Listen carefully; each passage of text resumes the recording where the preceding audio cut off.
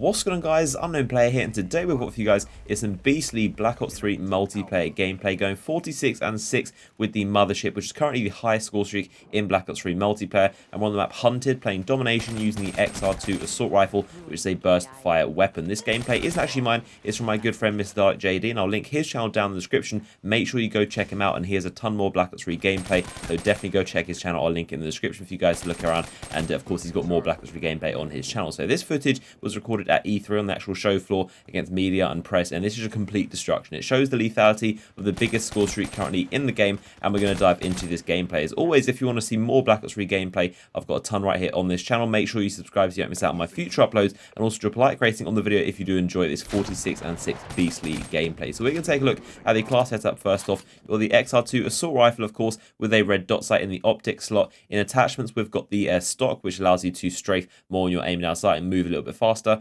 FMJ increases your penetration, so you actually hit people through surfaces, and they've also got long barrel, which increases the range and damage slightly at longer ranges and makes that drop off a little bit less harsh. And then finally, we've got the quick draw grip, which allows you to aim down sight quicker. In terms of perks, in tier 1, we've got blast suppressor, which reduces the signature you make on your minimap when you do your thrust movements. It's not as noticeable as it is in advanced warfare, so it's not really that much of a central perk like it is in advanced warfare, but it's still a cool perk, and of course increases your stealth kind of abilities. Then we've also got in perk 2, we've got scavenger, which is classic. This increases the amount of ammo you can carry because you can pick it up off dead bodies. And the final tier, in tier 3, we've got gung ho, which allows you to use your equipment and hit fire while sprinting, so it's more an aggressive perk, and of course that's returning from advanced warfare. And there's, of course, there's a wild card at the bottom there, which is essentially primary gunfire, so that allows you to use as many attachments as you like, and there's really a lot that you can use in Black Ops 3. Of course, there's 5 attachments plus 1 optic, so technically 6 attachments, and it's just a ton of things you can throw on your weapon. And I really like that because I've always been the one to go for more attachments. I've always enjoyed throwing away the perks and the grenades. I never use special or normal grenades. I tend to always overload my weapon with as many attachments as I possibly can, but it's normally been around 3 in past games, but now you can just throw on 6, and it really just feels good to be able to use every attachment that you want to use and maybe use less perks. Of course, you can't in Black Ops 3 sacrifice your score streaks like you could in Advanced Warfare to gain extra points and put them into other places. You cannot do that in Black Ops 3. Your score streaks are fixed, and you can't even change them in game either. It's the same as Black Ops 2, where you pick your score streaks before you go into the game, and they're kind of like set. And in terms of score streaks in this game, he was using the UAV, which of course the standard one is no different than other Call of Duty games. And then on top of that, there was the lightning strike, which is the mid-tier streak, and that works again the same way it did in Black Ops 2, and you flag 3 points to the map, which will be bombed in a simultaneous order. So that's a very similar streak to Black Ops 2, and it's good to see that return. And it's a very lethal one if you use it correctly, especially in domination. If you kind of put it across flags or where you think the enemies are going to walk into, you can pick up a lot of kills. And then of course the top streak is that Mothership. It's the highest score streak currently in Black Ops 3. We're not sure whether that will change, whether they'll introduce another streak which is currently higher. Do a video on my channel if you want to check out, which is a list of all the current known score streaks in Black Ops 3. I definitely recommend you check that out,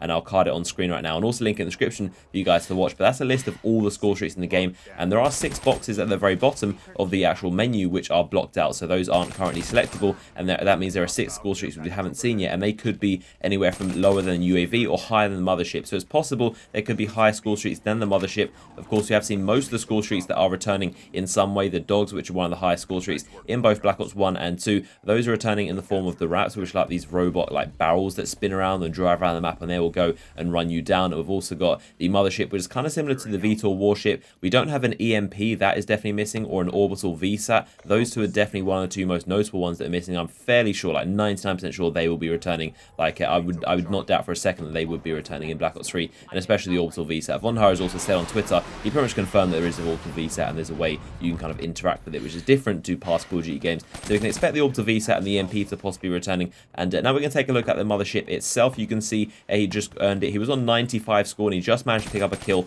on someone that was on the flag, and he went back into the water, and someone managed to pick him off. So luckily, he actually managed to pick up the Mothership just in time. But here we go. This is the greatest score streak in Black Ops 3, and you can definitely see why it's worth so much score and why it definitely has that tag, because it is actually a monster. It literally is this enormous VTOL warship which hovers over the map, and you have ages in this thing. I believe it's around 2 or maybe 2.5 minutes. I don't know exactly how long, and but it definitely lasts a very, very long time. You can see that bar at the top, that's currently ticking down, and that shows how long you have. And once that of course reaches the end, that means you'll be booted out of it, but that's how long you have. It's a very, very long time, and it's got a lot of firepower. Of course, you've got your machine gun and missiles, and you've got 2 other teammates that can hop into you, so you have 3 people gunning down with just complete machine guns. I'm not sure if the other 2 teammates get rockets as well, but you get at least 3 people with machine guns, and you can have rockets yourself, and it's just a lot of lethality. And what you actually see just there is the Mothership went out of commission and he got boosted out of it. Now, that wasn't the end of it, and he didn't actually run out of it. And watching about the gameplay, I thought myself, for the first time seeing it, that was just how long it lasted. You got booted out, because it lasted quite a long time. It's quite a lethal streak, and he got a ton of kills with it, but he actually got taken down. Someone actually shot the thing down.